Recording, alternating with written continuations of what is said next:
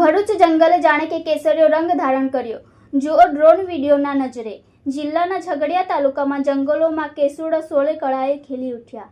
ધૂળેટીનો પ્રાકૃતિક રંગ એટલે કેસુડો. હોળી તહેવાર પૂર્વે કેસુડાના ફૂલ એકત્ર કરતા આદિવાસી સમાજના યુવાનો નજરે પડી રહ્યા છે. ફાગણ માસના ધૂમધકતામાં આવતા હોળી અને ધૂળેટીના પર્વમાં કેસુડો આદિકાળથી એક અનેરું સ્થાન છે.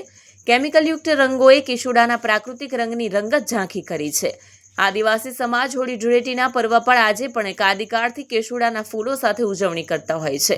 ત્યારે ભરૂચ જિલ્લાના ઝઘડિયા, વાલિયા, નેત્રંગ અને નર્મદા જિલ્લાના દેડિયાપાડા, સાગબારા તાલુકામાં પૂરબહારમાં કેસુડો ખીલી ઉઠ્યો છે.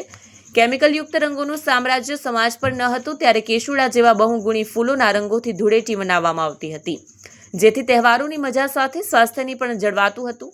આદિવાસી લોકો કેસુડાના ફૂલ પાણીમાં પલાળી તેનો રંગ તરીકે ઉપયોગ કરે છે. હોળી દરમિયાન આદિવાસી સમાજમાં થતા ગેરનૃત્યમાં લોકો કેસુડાના ફૂલ થકી તૈયાર કરેલા રંગો લગાવી હોળી ધૂળેટી પર્વની ઉજવણી કરે છે. કેમિકલ રંગ છોડી આપણે કેસુડાના ફૂલોના રંગનો ઉપયોગ કરવો જોઈએ, જેથી પાણીનો વ્યય પણ અટકાવી શકાય. નમસ્કાર, હું બીયુ મોગ વન વિભાગ અંકલેશ્વર તરફથી. ને આજે જોઈએ તો કેસુડો વસંતનો તહેવાર કહીએ, જે ફાગણમાં વસંત ખીલે તો એનો તહેવાર એટલે કેસુડો. કેસુડા વિશે ઘણી માન્યતાઓ છે અને તેના ઘણા અલગ અલગ નામો પણ છે, જેમ કે તેમને ખાખરો, પલાસ, ખાખરિયા એવા અલગ અલગ નામોથી પણ ઓળખવામાં આવે છે.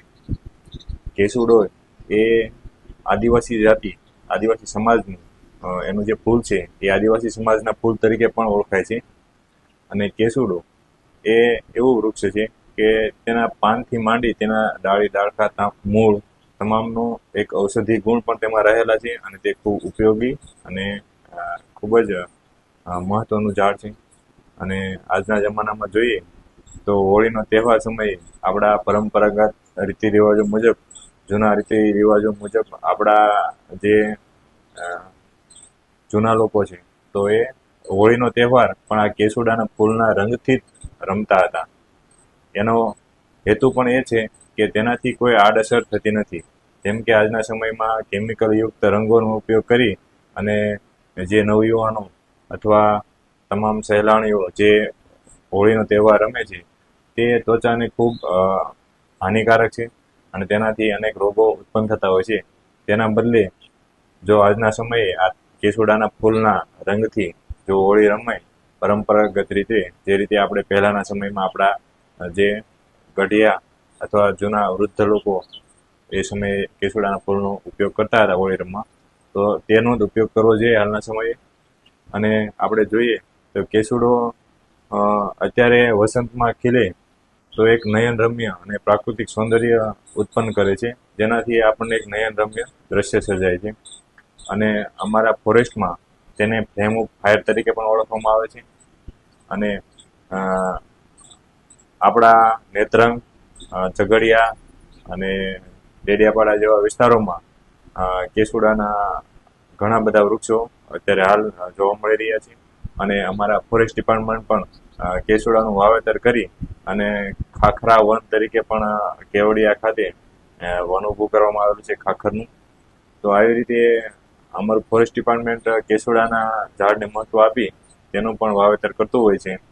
અને ખાસ લોકોને અપીલ કે તેના જે ઔષધિ ગુણો છે કેસુડાના, તેના વિશે જાણે અને તેનો વધુમાં વધુ ઉપયોગ કરે. જેવી રીતે કે બાળકોને આ સમયે એના પાણીથી નવડાવીએ તો ગરમીમાં જે એને લૂ લાગતી હોય તો તેનાથી તેને બચાવ થાય છે. પછી ચામડીના રોગો જેવા કે અછબડા છે, ઓરી છે, તો આવા રોગો જ્યારે બાળકોને થતા હોય છે તો તેને આ કેસુડાના ફૂલના પાણી જે પલાળીને રાખીએ અને બીજા દિવસે એને નવડાવીએ તો તેનાથી એને ખૂબ ફાયદો થાય છે. તેમજ તેના ફૂલના પાણીના થી અને આપણા જે ડાયાબિટીસ અમુક લોકોને હોય તો તેનું સતત નિયમિત રીતે અમુક એનું જે માપ હોય છે તે પ્રમાણે સેવન કરવાથી તો ડાયાબિટીસ જેવા રોગોમાં પણ રાહત મળે છે.